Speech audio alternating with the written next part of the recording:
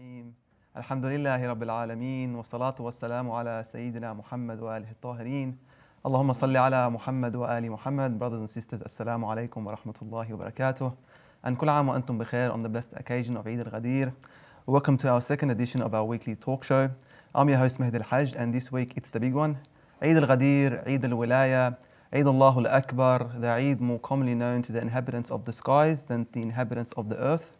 And with us this week to tackle some points around Wilaya in general, as well as this auspicious occasion, is Sheikh Muhammed Mehdi. Sheikh Muhammed has a regular program at the Imam Hussein Islamic Center. Prior to the lockdown, he was our regular Saturday night speaker, and he's had decades under his belt in service of the Ahlul Bayt. He's also a Liverpool supporter, but we won't hold that against him.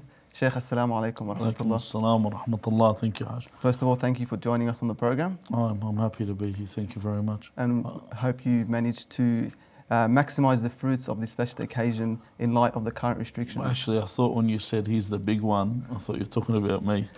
And obviously, because you meant as in my stature, yes, that I'm well, rather than not you knowledge, exactly, but yeah, that counts as well. Yeah. So how have you been, Sheikh, under this lockdown? Alhamdulillah, you know, when people say things are different, they're not really. People are not visiting family and friends. They weren't visiting family and friends before the lockdown. Yeah. You know, so it's not like I haven't seen this person or that person. Generally, people don't visit anyone. People are upset because they're not in their offices with their office colleagues, because that's who they were with. And kids are happy because they're not at school. So yeah, that's a positive. Alhamdulillah. Yeah, and we're living in Australia, you know, fresh water. Yeah, we have it easy. We have it easy. Oh, we don't have it easy. We have it good. We're living. If there was a paradise on earth in comparison to the rest of the other countries, we've got a top deal. Definitely. You know, honestly. Of course. So before we start off, I wanted to let our viewers know that we have reserved some time for some Q&A at the end of the program. So if you do have any questions in regards to Wilaya or any of the answers and questions that we put on the program today, please comment on our Facebook page or on the YouTube channel, and inshallah we'll get to it at the end if we have time. So Sheikh, we'll get right into it, and if we can start off, and it's a Shia crime if you don't know or don't have any clue about what happened on the event of Ghadir Khum. But if you can briefly explain to us what happened on the 18th of Dhul Hijjah, 10 years after Hijrah at Ghadir Khum. Firstly, it's not a Shia crime, it's a crime to humanity. If you don't remember this, because this is the most significant event, and I say this with no hyperbole, because this is where the Messenger of God would make or emphasize what the whole message has been about from the very beginning, that it's all about La ilaha illallah. This is the continuation of La ilaha illallah. That Imam al-Sadiq alayhi salam says in a discourse with somebody, in a dialogue with somebody, he says, Ilaha huna tawheed. It's unto the Wilaya. Why? Because there's only one captain on the ship. There's only one person that's in charge. Allah Azza wa Jal. Allah Azza wa Jal places, even if there are 2 prophets at the same time or 10 prophets, there was always one that's above the rest. For example, at the time of Musa, there would have been Musa, Harun, Shu'aib, but the number one was Musa. Yeah. The time of Rasulullah sallallahu alayhi wa alihi wa sallam, there was Rasulullah, there was Amir al-Mu'mineen, there was Al-Hasan al-Hussein. But number one was Rasulullah. And when he left, he told us where the direction goes.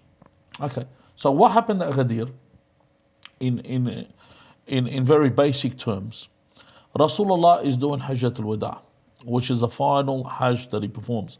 A lot of people tend to say it was the only Hajj he performed or the only complete Hajj he performed. You could say it was the only complete in that sense. But we have narrations that clearly show that the Messenger of God did perform Hajj before this in secret. So this complete Hajj, as we mentioned, they leave from the Hajj and they're heading back towards their homes.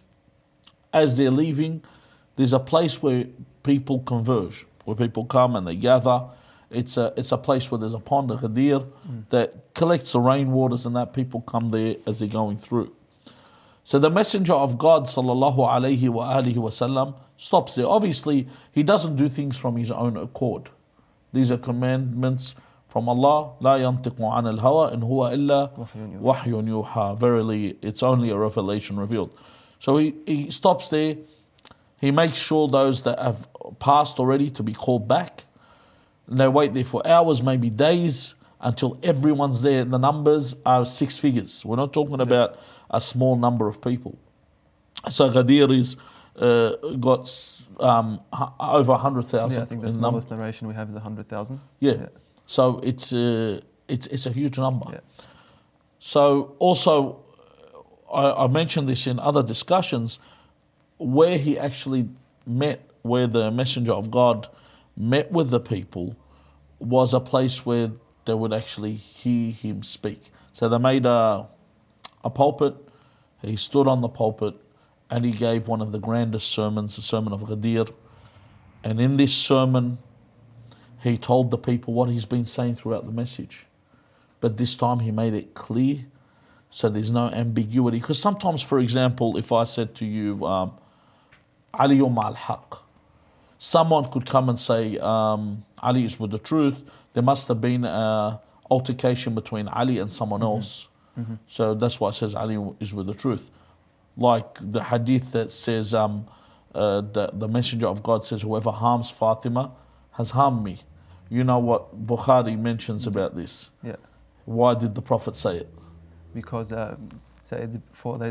they say that Amir al-Mu'mineen wants to marry someone else. That's right. Yeah. So he's basically addressing Imam Ali as the one that's harming Fatima in this narration. Yeah. So that's why you can't leave these narrations open-ended. So then he says, Aliyum ma'al haq wal haqqu ma'ali. See, yaduru ma'hu haythu madar.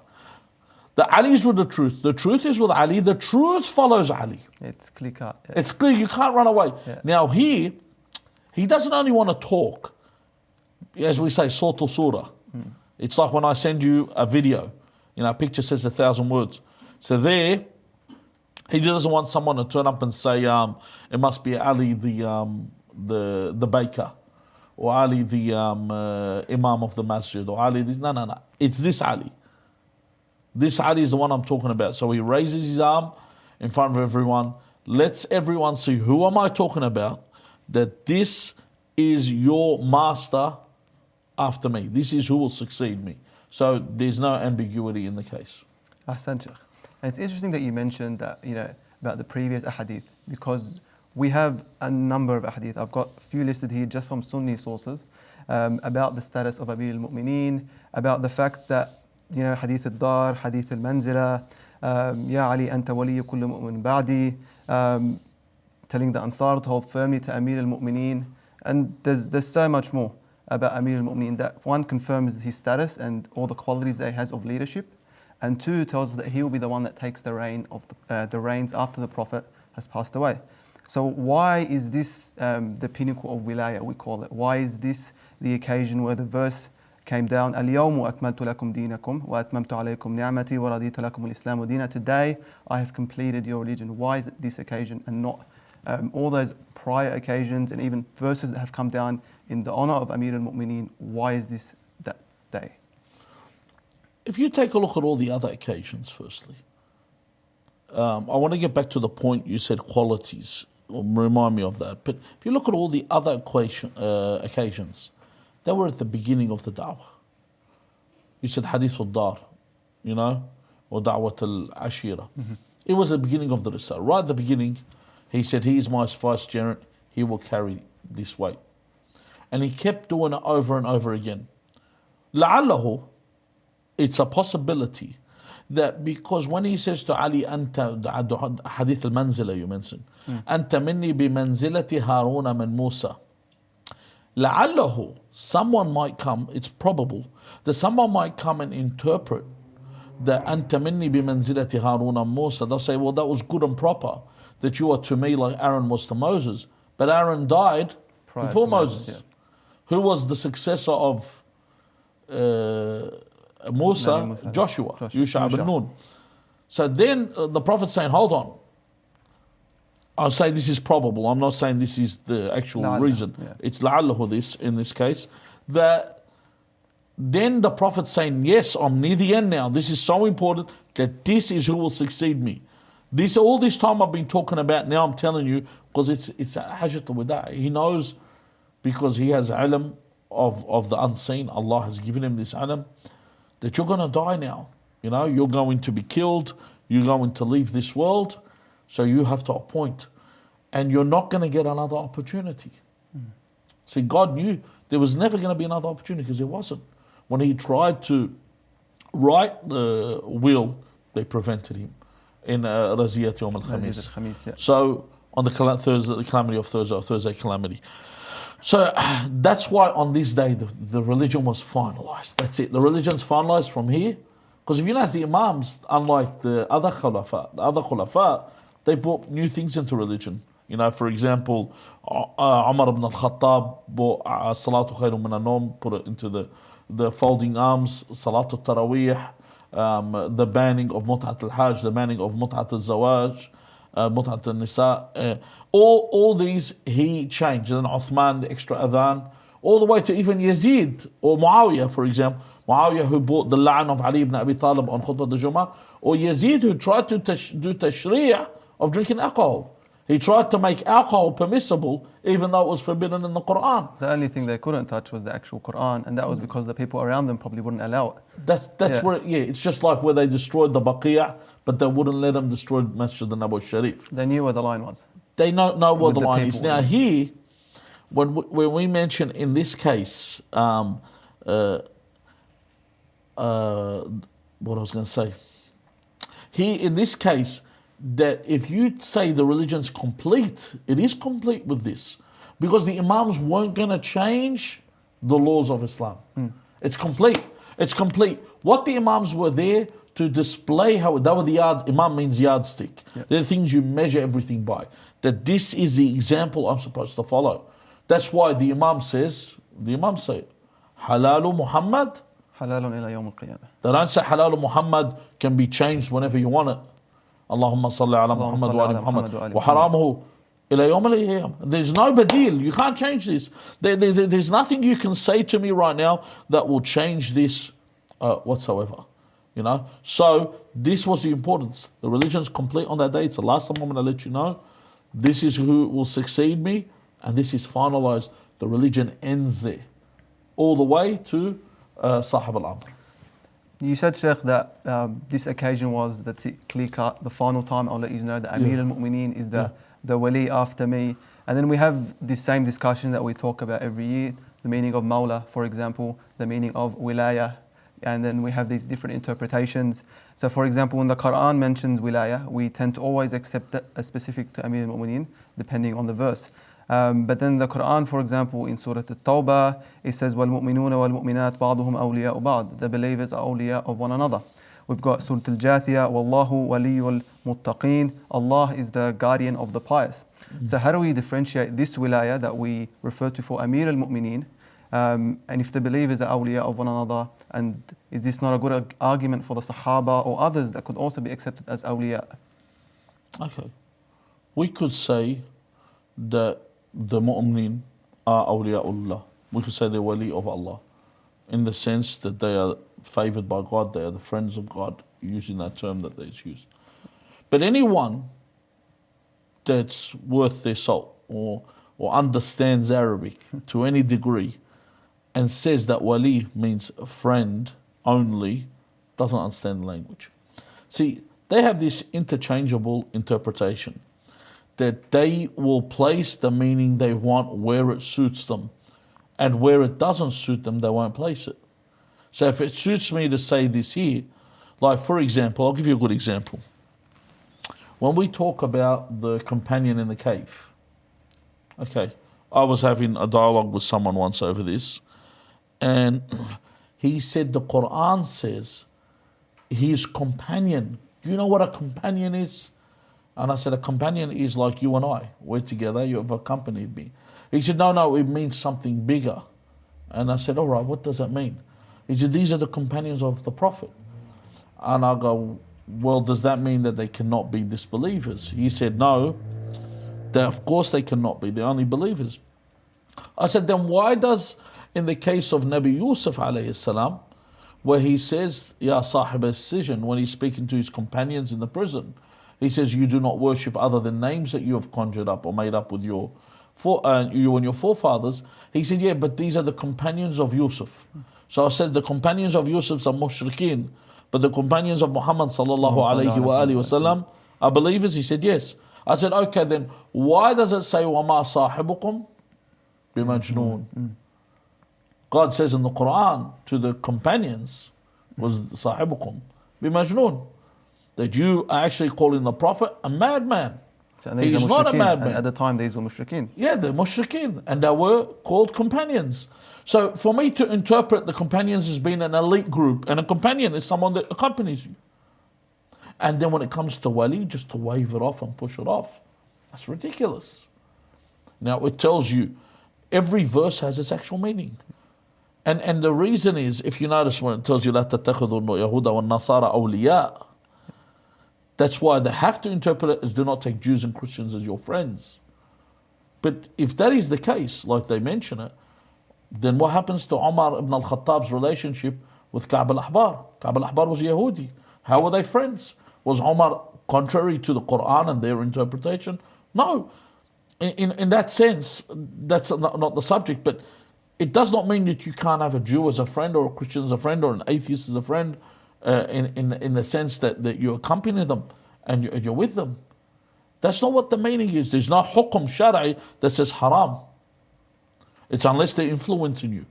Unless they have this form of wilaya where you listen to them, you obey them. This is where the issue comes in. They're influential upon you. But if I imagine I enter a workplace and the person says, listen, I'm a Hindu, I say, God forbid, I can't work with you. It doesn't work like that. So what is the actual meaning of walihi? The walihi, the interpretation is given by the Prophet himself. He says to the people on the day of Ghadir, he says, am I not awla minkum min anfusikum? Am I not more, do I not have awlawiyya? Do I not have more priority, authority than you have over yourselves? And they said, Bala ya Rasulullah, the Quran says that the Prophet, awla bil mu'minin, has more right over the believers than they have over themselves. And that's when he says, Man kuntu mawla fa'aliyu mawla. The same authority is with Ali. This is clear cut. We can't sit there and argue a point that's more clear cut. So we're not saying that the wali, for example, in the two verses that I mentioned, we're not saying it has a different meaning. We're saying it has the same meaning, or we're saying that... sometimes wali can mean friend. Yeah. Sometimes it can mean master. Sometimes it can mean guardian. Sometimes it can mean authority. Sometimes it can be even like a chaperone can be a wali. Yeah. Sometimes it can be, there's a different meaning. But let's take a look at what the Prophet says. Look at the context. Forget the other ones. Look at the context of this. The context, he relates it to the wilaya that's the authority. Yani even if you look at Islam, Imam al-Sadiq alayhi salam says, Buniya al-Islam ala khams. The Islam is built upon, founded upon 5 things. He says, as-salat, prayers, as-zakat, as-sawm, okay, so zakat as we know, sawm, fasting, al-hajj, wal-wilaya. The 5th thing is wilaya. You know, obviously with the Ahl Sunnah, they say the 5th thing is the shahadatain. You know, but it's wilaya, it's the authority of God. إِنَّمَا وَلِيُّكُمُ اللَّهُ وَرَسُولُهُ وَالَّذِينَ آمَنُوا الَّذِينَ يُقِيمُونَ الصَّلَاةَ وَيُؤْتُونَ الزَّكَاةَ وَهُمْ رَاكِعُونَ. That Allah Azza wa Jal has given this authority. Allah is the grand authority. The messenger is an authority, and the one that gave zakat while he was in ruku'. Ahsan, Sheikh. I just want to remind our viewers that we will be having a Q&A after. So please post your questions on the Facebook page or post your questions on the YouTube channel, and inshallah we'll get to them at the end of the program. Sheikh, I wanted to focus on something apart from just focusing on the meaning of wali, on the meaning of mawla, which is something we tend to focus on year after year and try to emphasize. We know we focus on its distortion among other schools of thoughts, and these are all necessary and important topics. But one thing that's so important amongst all this that we need to first of all remind ourselves and then remind others about, and we look at the verse, أَتَأْمُرُونَ النَّاسَ بِالْبِرِّ وَتَنْسَوْنَ أَنفُسَكُمْ. do you enjoin others to righteousness and then forget yourselves? So we every year, as Shia, we'll invite others to the Wilaya of Amir al-Mu'mineen. We'll tell them, come join, the ark of salvation, righteousness itself. But then, what about ourselves, Sheikh? What does it mean to have true Wilaya and be a true follower of the Ahlul Bayt? Okay. Firstly, if I was to tell you that I like you, then I grab this table and I flip it and hit you with it. Would you believe me that I like you? Yeah, I think you'd be sending mixed signals. That's right. So if someone says to me, I follow Ahlul Bayt, and he drinks alcohol, or he says, I follow Ahlul Bayt, and he goes nightclubs, or he says, I follow Ahlul Bayt, and he sells drugs, or he says, I follow Ahlul Bayt, and he belongs to a criminal organization. Okay. Are these the qualities of someone that follows Ahlul Bayt? If I was to say the word Shia to you, what was the image that you would put? If I told you this person is a Shia of Ali ibn Abi Talib, this person follows Ahlul Bayt alayhim salam, what would you expect them to do? You'd expect, the top of the line, like the Imams talk about in their narrations. You'd expect people with marks on their head from prostration. You're talking about the exclusive ones here, but generally, if someone says they follow Ahlul Bayt, you're talking about the exclusive. I'm talking about general sense. Yeah. It'd be upstanding citizens or the riffraff. An honest person, someone that doesn't lie, does their wajbat, doesn't commit haram, at least openly. That's right. Yeah. So this is the but I'll even give you something further. Imam Sadiq alayhi salam says, Shi'atuna man ata Allah. Our followers are the ones that obey God. So if I want to be a follower of Ahlul Bayt, this is what Wilaya is. Obeying God. But if I have Wilaya, I will obey God. And I'll tell you why. So if you have real Wilaya, you won't sin. Because you love Ali. And you know that Allah says in the Quran, وَقُلْ اعْمَلُوا سَيَرَ اللَّهُ عَمَلَكُمْ. Allah will see your actions. وَرَسُولُهُ. And the Messenger of God sees our actions. The Quran says this. This is in some hadith. Someone says, where did you get it from? No. Allah says that He sees our actions. وَرَسُولُهُ وَالْمُؤْمِنُونَ. And the believers will see your actions. Now, I want to ask you right now. Have you seen what I've done today? No. Have I seen what you've done today? No. So who is it talking about? Wal-mu'minun is talking about the Imams. So the Imam Sahib al-Amr, sees the things that we do. He sees our actions. So when I'm about to do something, would I be happy that my Imam is watching me? My Prophet is watching me. And the Creator of the heavens and the earth, who is the one that will be our witness on the Day of Judgment and our judge, Allah Azza wa Jal. The one that I know that when it comes to vengeance and when it comes to retribution, وَأَيْقَنْتُ أَنَّكَ أَشَدُّ الْمُعَاقِبِينَ فِي مَوْضِعِ النَّكَالِ وَالنَّقْمِ. I know that you have the most painful, you have the strongest, most chastisement or punishment. No one can punish more than you when it comes to transgression or making up for vengeance and retribution. No one is more severe than you. No, I know this.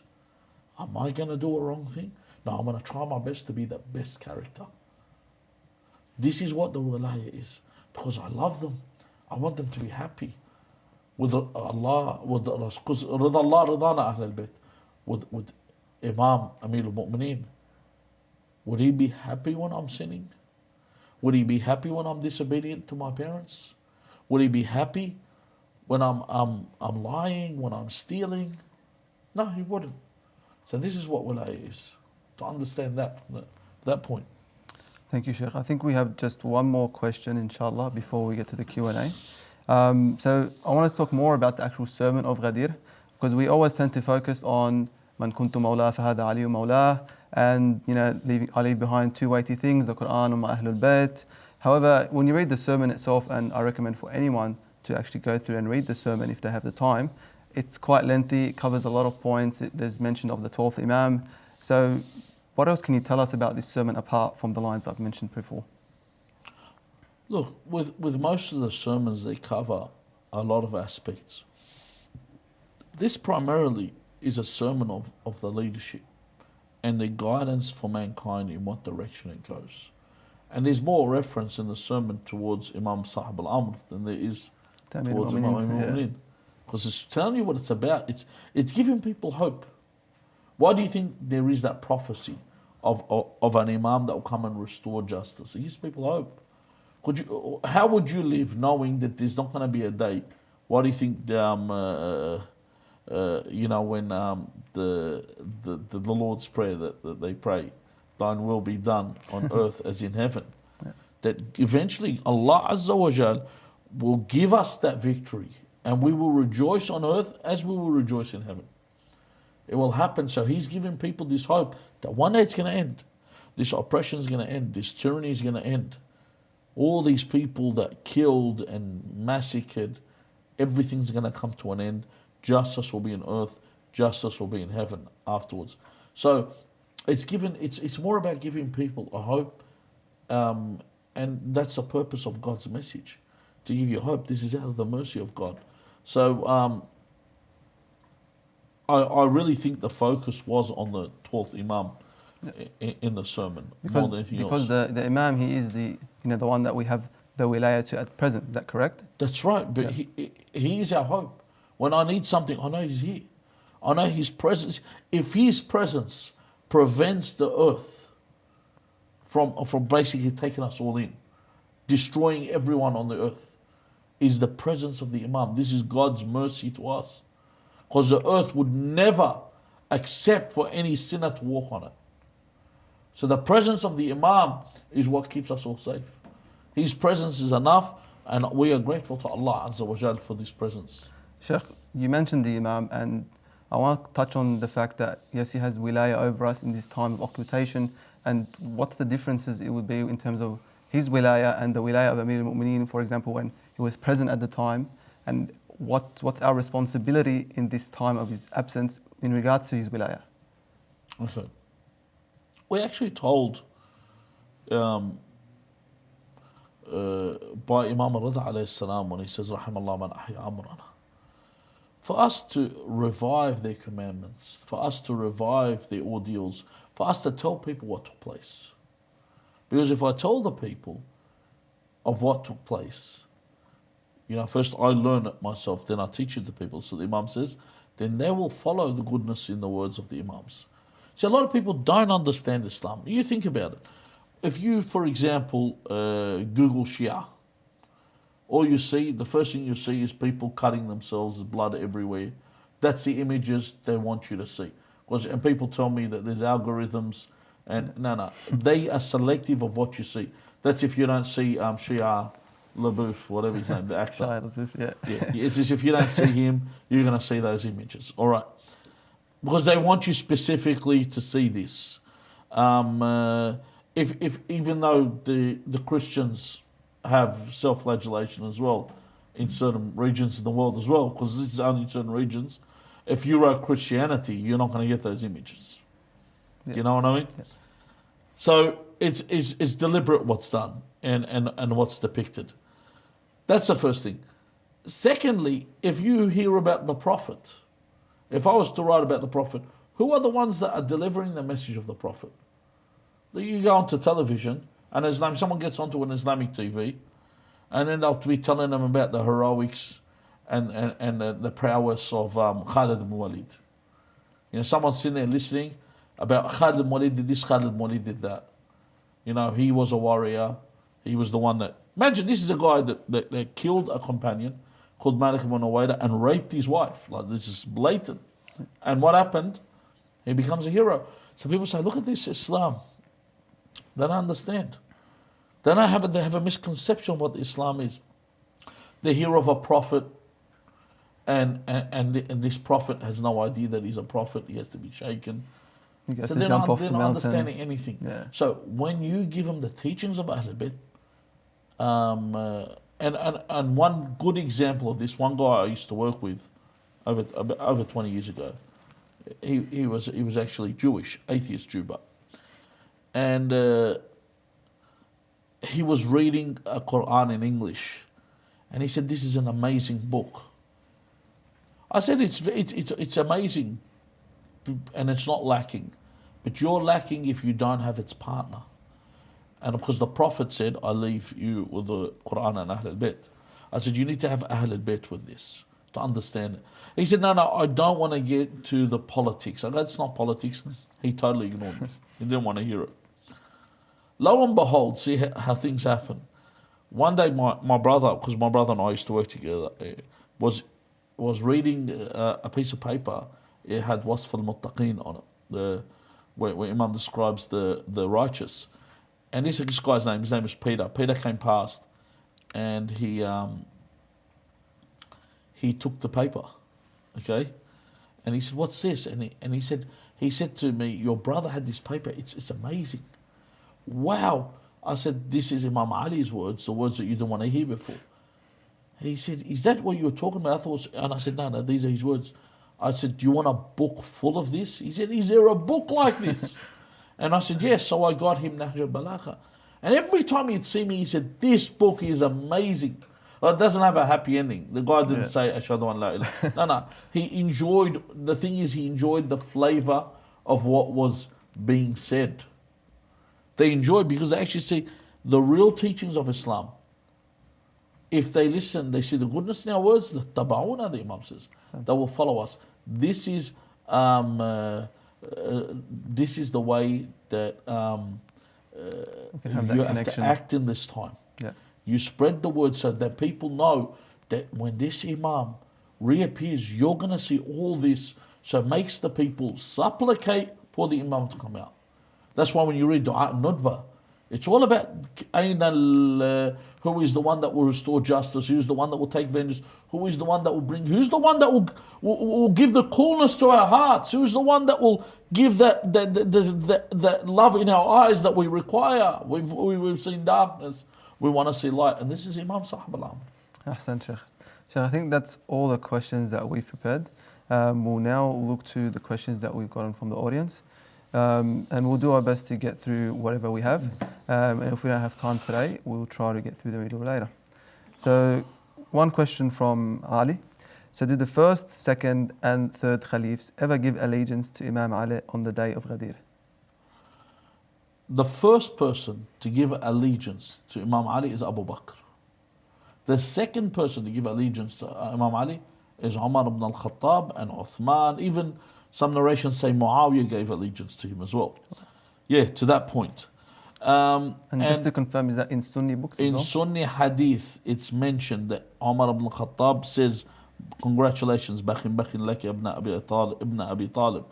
To you, the son of Abu Talib, asbaht mawla kulla mu'minin wa mu'mina. You have become the master of every believing man and believing woman.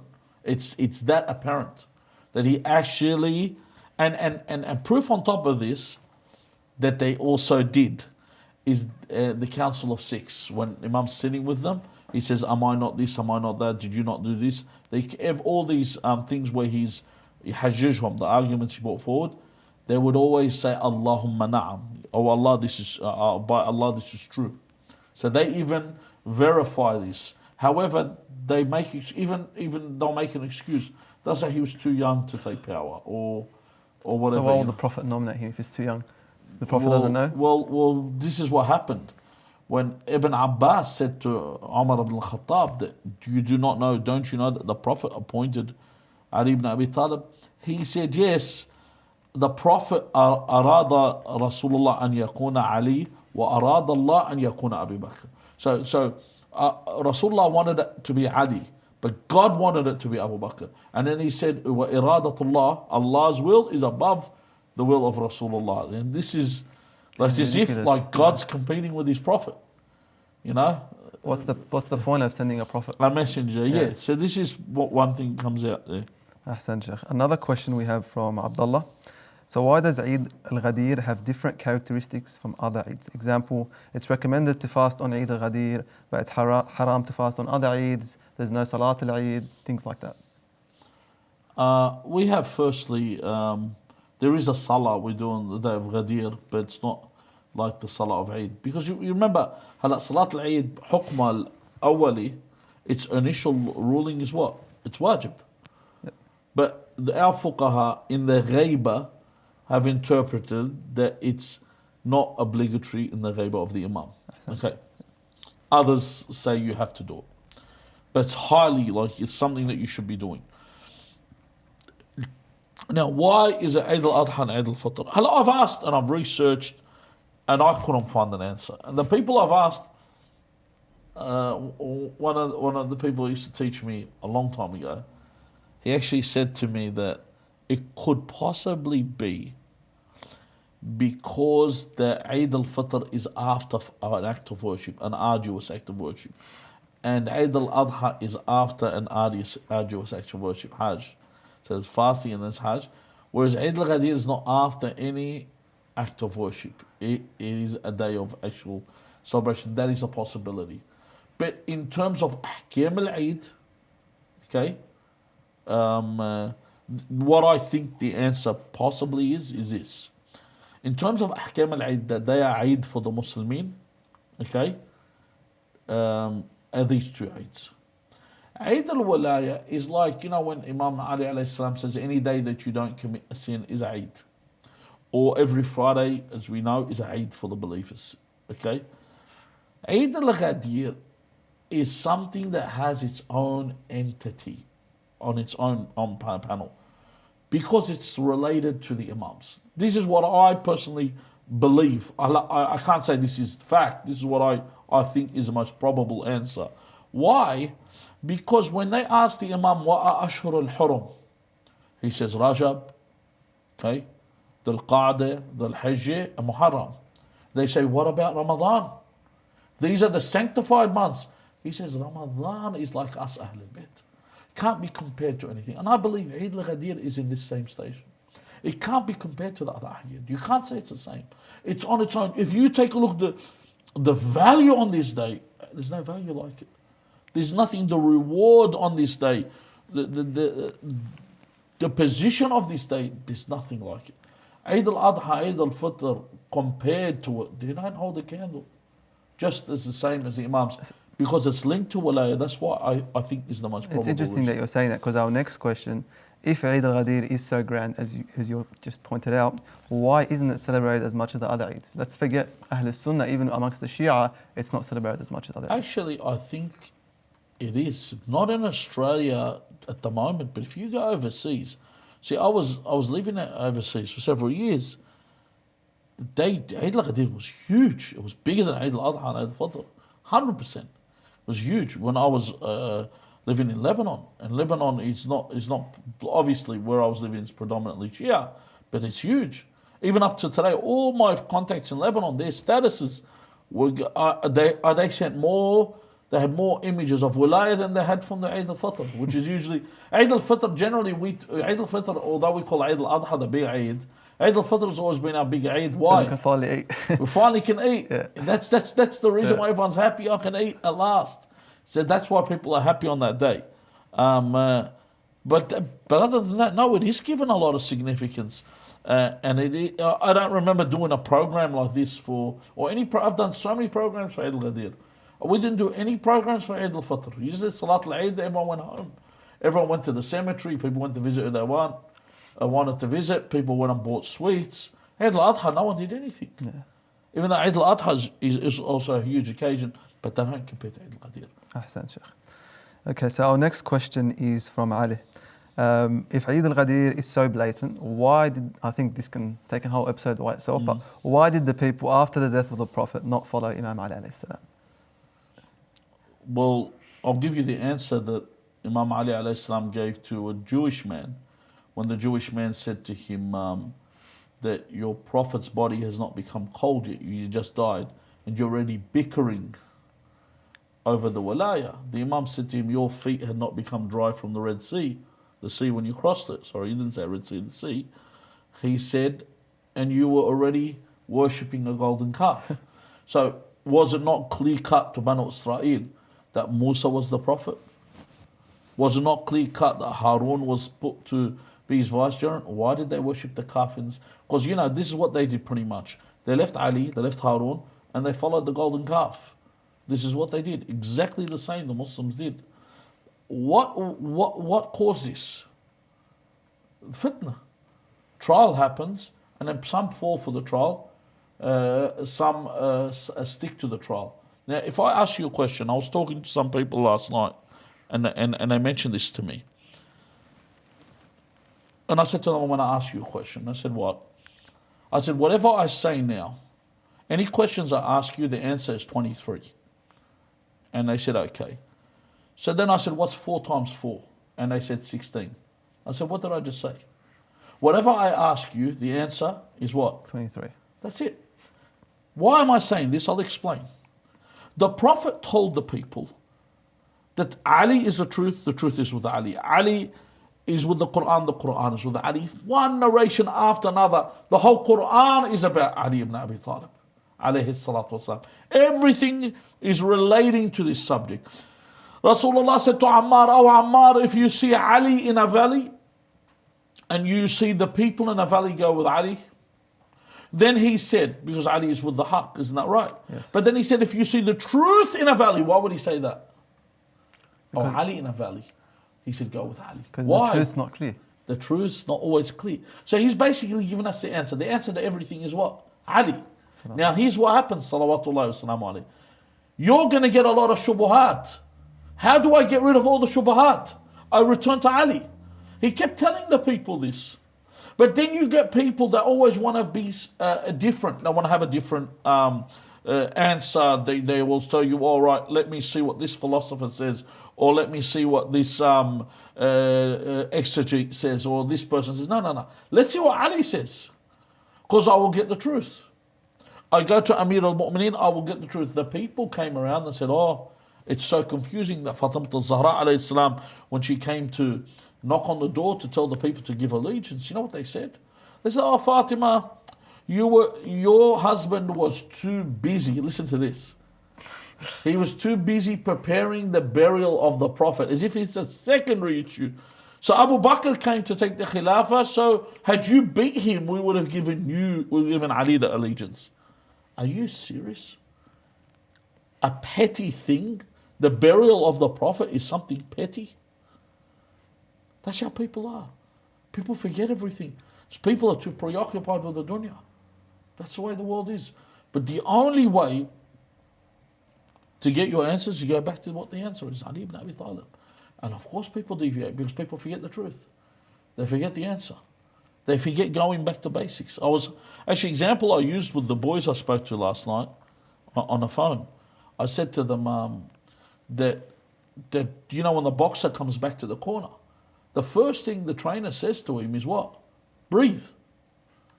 Why is he telling him to breathe? My diaphragm's doing this, you know?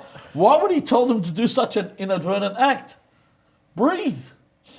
Get the oxygen circulating back into your body. Number one. Number two, you're going back to your basics. Get yourself composed, relaxed. Breathe. Go back to Ali. That's when you take a breath. A breath of fresh air enters you. When you return to Ali ibn Abi Talib, everything becomes clear. That's when you relax. You know where you are. Ahsan, Sheikh. Salaam Allah ala Amir. Salaam Allah ala Amir. So a few minutes left. I think we've got time for maybe 1 or 2 more questions. Question from Batul. Salam, I don't understand the concept of doing a certain deed and gifting the merit to the Imam. What benefit is it to the Imam, the infallible? Can you please explain this to me? So it's a general question about the Wilaya. Okay. Why do I kill a sheep and feed for the love of Imam Hussein? Why do I, invite people to a banquet for the love of Ahlul Bayt? Why? It's about establishing a relationship with the Imam. It's about showing my love to the Imam, reminding them. So when I feed when I'm a child, I tell people when I go visit them, even if someone invites me to come over and watch a game with them or hang out with them, if they have children, I always turn up with the turban. If they have a family, and they ask, why did you come all in your amama and all that? Why don't you come in your civis? You know, you come in as a madani. I told them, because when your child grows up, he remembers that the Sheikh used to come to our house. So he says, my parents must have been religious people because the Sheikh came to their house. And it stays in their head as they grow up. So when you're feeding them, and you say this is for the love of Ali, do you remember when my mum used to make us ka'k al-Abbas? or we made harissa on Ashura. Now remember, it's associated. It embeds in the memory. Secondly, you're doing something in the memory of the Ahlul Bayt when you give the reward. When we go to Ziyarat Rasulullah, we say, Allahumma atihi ad-darajat al-rafi'a. We ask Allah to give him what? What he's going to get. Yeah. Who's going to get a higher station than the Prophet in paradise? No one. So why are we asking God to give the Prophet the highest station? Number one, it's establishing a relationship with the Prophet. Number two, when you supplicate for the Prophet, he supplicates for you. When you do a good action for the Imam, he does something good for you. And the difference between your action and his action is the difference between me getting an engineer to build something mechanical for me and me getting an infant to build it for me. Do you get what I mean? You're getting someone that has ma'rifah doing the a'mal against someone that doesn't have ma'rifah. So when I do something for the Imam, I'm doing it without the ma'rifah. When the Imam returns it for me, that's a bargain of the century. Ahsant. Yeah. Sheikh, I think that's about all the time we have today in our program. Thank you for joining us. Yeah. I think you really shed some excellent insight into Wilaya and for answering the questions of all the viewers as well. Alhamdulillah. We thank Allah subhanahu wa ta'ala for making us of those who held firmly to the Wilaya of Amir al-Mu'mineen and Ahlul Bayt alayhim salam. To our viewers, thank you again for joining us. We hope you've enjoyed the program. And if you did enjoy it, please like, share, subscribe on either YouTube or Facebook, wherever you're watching on. That's all for this week. Fi aman Allah. Wassalamu alaikum wa rahmatullahi wa barakatuh.